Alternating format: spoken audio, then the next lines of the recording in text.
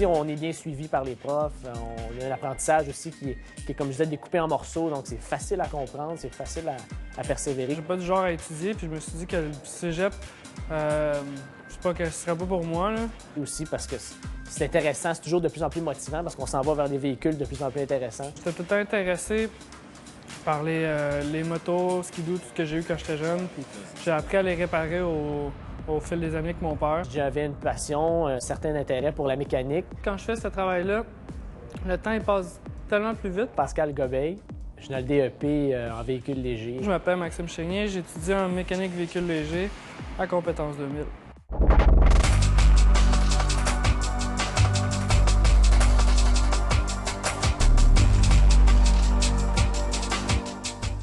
En sortant de mon DEP, je vais pouvoir aller dans des commerçants de véhicules récréatifs ou véhicules à jardin.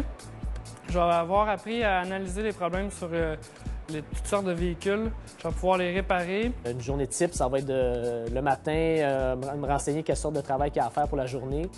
Ça va être ça peut être des changements de pneus, ça peut être nettoyer des carburateurs. Sur une moto, ça peut être de synchroniser les carburateurs, ce qui est important. C'est toutes des choses intéressantes comme ça qui fait que la moto va marcher vraiment là, à sa pleine puissance. C'est quand même une vie qui bouge, pareil. C'est pas tout le temps la même chose que tu vois. C'est jamais répétitif. Tu peux rencontrer plusieurs problèmes sur n'importe quel véhicule. Je pense que c'est une vie qui est quand même assez active. Ça peut être dans plusieurs domaines. C'est toujours dans la mécanique de véhicules légers, mais mécanique de véhicules légers, c'est grand quand même. Là. Ça part de taille bordure jusqu'à 4 roues.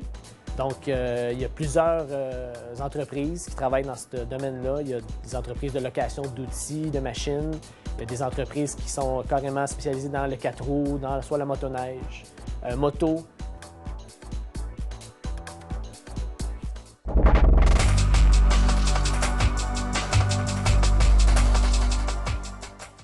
Les aptitudes requises, je pense, c'est d'avoir beaucoup un sens de l'observation, premièrement.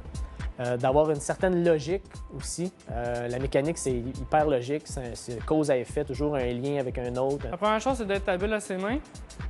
Puis après, pouvoir comprendre comment tout le fonctionnement, mettons, d'un moteur ou d'un véhicule au complet fonctionne. C'est pas juste de, mettons, changer une pièce puis la changer parce qu'elle est brisée. Là. Tu comprends pourquoi cette pièce-là est brisée. C'est d'apprendre le fonctionnement, en fait. Un bon sens d'analyse. Aussi de la débrouillardise, parce que c'est un marché où les machines sont très diversifiées. Donc, à ce moment-là, il faut que l'élève soit capable d'être polyvalent et s'adapter aux différentes machines qu'on a travaillées. Il faut être capable d'être peut-être longtemps sur un problème pour être capable de le trouver, premièrement, être capable de bien le régler, puis être capable de, justement qu'il ne revienne pas, le problème. Donc, il y a une certaine patience aussi qu'il faut avoir.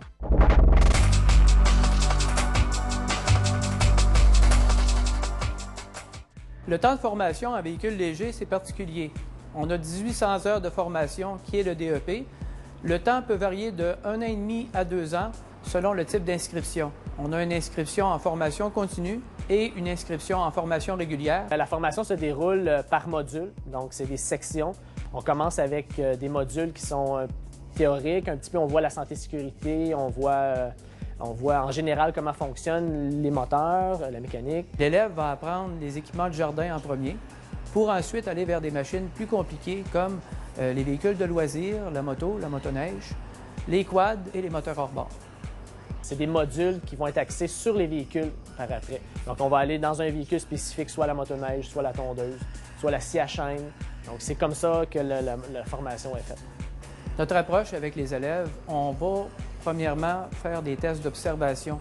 On va faire des tests d'analyse avec l'élève pour voir s'il comprend bien ce qu'on lui a expliqué en théorie, pour ensuite fonctionner avec des essais sur les machines, provoquer des problèmes.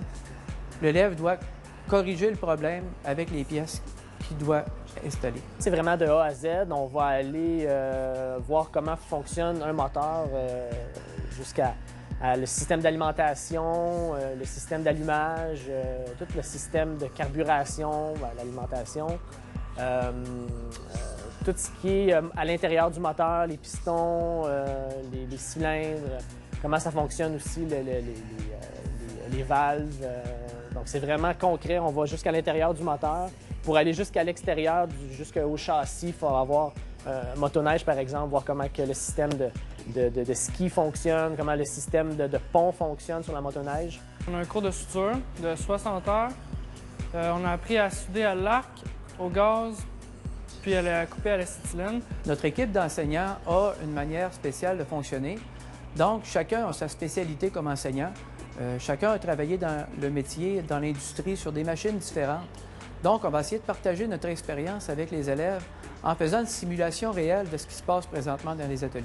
Les enseignants ici nous apportent beaucoup, nous amènent beaucoup sur les connaissances, puis surtout sur l'expérience. C'est des gens qui ont de l'expérience dans l'industrie. Donc, c'est pas juste de la théorie abstraite, c'est souvent de la théorie qui est concrète, puis après ça, c'est du concret manuel. Je suis très fier à date d'être rendu où c'est que je suis, puis je trouve pas que c'est pour rien que je l'ai fait. Moi, c'était un défi personnel que j'avais, d'aller apprendre cette mécanique-là. La moto m'intéresse, donc je vais en faire, je vais pouvoir travailler dans ce domaine-là, donc je suis vraiment heureux d'avoir participé à cette formation-là.